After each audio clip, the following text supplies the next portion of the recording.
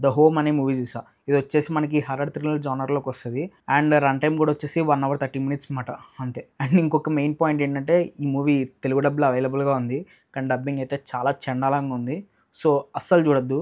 నేనైతే ఇంగ్లీష్ లాంగ్వేజ్‌లోనే చూడమని చెప్పి సజెస్ట్ చేస్తానన్నమాట. ఇంతకీ మూవీ ఎలా ఉందంటే నాకైతే అనిపించింది. బావుంది మాట సినిమా అనేది. ఈ కాన్సెప్ట్ అనేది కొంచెం యూనిక్‌గా ఉంది. అండ్ అలాగే కొన్ని ప్రొసీడింగ్స్ అనేవి కొంచెం రొటీన్‌గా ఉంది. కానీ ఓవరాల్‌గా సినిమా అయితే బానే ఉందన్నమాట. ఎందుకిలా అన్నామంటే ఇన్ డీటెయిల్‌గా మాట్లాడదాం. ప్లాట్ ఏంటంటే యాక్చువల్‌గా మన మెయిన్ లీడ్‌కి ఒక ట్రామా ఉంటదన్నమాట. అదేంటంటే చిన్నప్పుడు వాళ్ళ అన్నయ్య అనుకోకుండా తను చనిపోతాడనమాట. చనిపోవడం వల్ల మనోడు కొంచెం మెంటల్‌గా అప్‌సెట్ అయిపోయి పిచ్చి పిచ్చి పనులన్నీ చేస్తూ ఉంటాడనమాట. రోడ్డు మీద గ్రాఫిటీలు కొట్టడం అండ్ కొంతమంది ఇల్లుని బ్రేక్ చేసి లోపలికెళ్ళడం. ఇవన్నీ మనకేం చూపియరు గానీ అన్నీ అలాగా పోలీసోళ్ళైతే చెప్తారన్నమాట.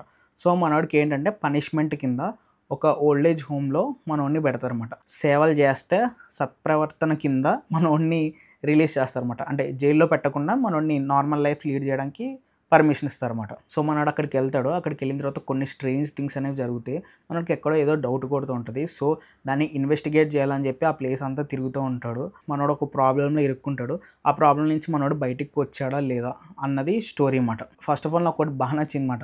అదేంటంటే ఒకటి సైకో కింద కొంతమంది మనుషుల్ని చంపేస్తూ ఉంటే ఒక పక్క మనకి కొంచెం డిస్టర్బింగ్‌గా అనిపిస్తది. అంటే వాళ్ళ బాడీలో పార్ట్స్ అనేవి బయటకు వచ్చేస్తాయన్నమాట. అంత దారుణంగా చంపుతూ ఉంటాడు. ఆ డిస్టర్బింగ్ ఫీలింగ్‌తో పాటు మనకు కొంచెం సాటిస్ఫాక్షన్ కూడా అనిపిస్తది.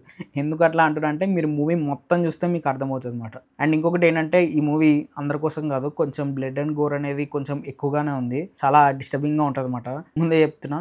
కొంచెం మీరు బ్లడ్ అండ్ వయలెన్స్ మీరు చూడగలుగుతా అంటేనే చూడండి. అండ్ ఇంకోటి ఏంటంటే మూవీ మనకి చాలా చిన్నది. ఎక్కడ అన్‌వాంటెడ్ సీన్స్ ఏం లేకుండా 1 అవర్ 30 మినిట్స్ కూడా చాలా ఫాస్ట్‌గా బానే ఎంగేజింగ్‌గానే తీశారు. ఎక్కడ మనకైతే బోర్ అయితే కొట్టదనమాట. మనకి ఎక్కడ బావుంటదంటే సెకండ్ హాఫ్ ప్రీ క్లైమాక్స్ నుంచి క్లైమాక్స్ పోర్షన్ వరకు చాలా బావుంటదనమాట. అక్కడ ఒక చిన్న ట్విస్ట్ అనేది వస్తది. అక్కడ క్రేజ్ అనిపిస్తది. ఆ ట్విస్ట్ అయితే చాలా బావుంటది. దాని తర్వాత నుంచి ఎండింగ్ కూడా మంచిగా తీసుకెళ్లారు.